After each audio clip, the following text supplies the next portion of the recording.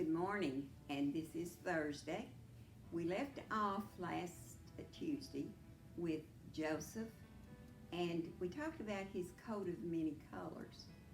We also talked about how that his brothers had wanted to get rid of him, and how they did, but not killed him.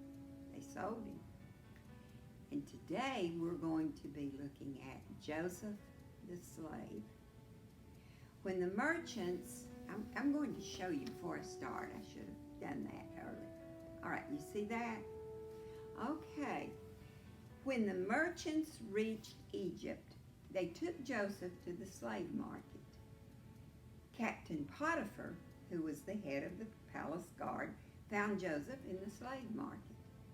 He liked Joseph the minute he saw him. Potiphar paid the price the traders asked for Joseph. Joseph's life was different now. Once he had been the favorite son of a Hebrew chief, now he was only a slave. Joseph, the country boy, was in Egypt, living in a big house full of servants in a big city with big houses.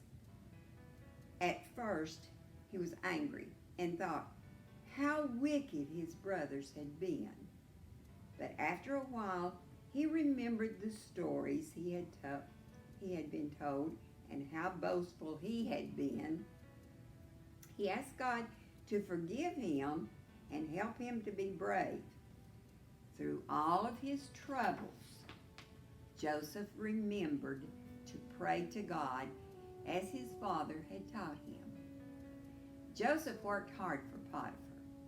As the years passed, his master trusted him more and more, and Joseph was careful and faithful. When he finished a job, it was always well done. When he was old enough, Potiphar made Joseph head of all the servants of his house.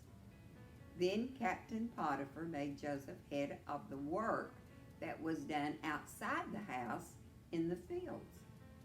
At last, Joseph was promoted to be superintendent of all of Potiphar's businesses.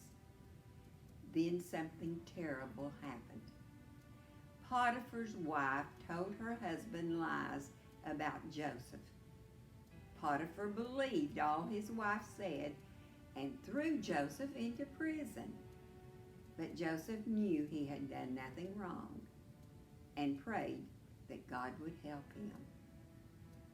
And we will find out that God did help him. I hope you enjoyed this story, and I hope you have a good weekend, and God loves you, and I do too.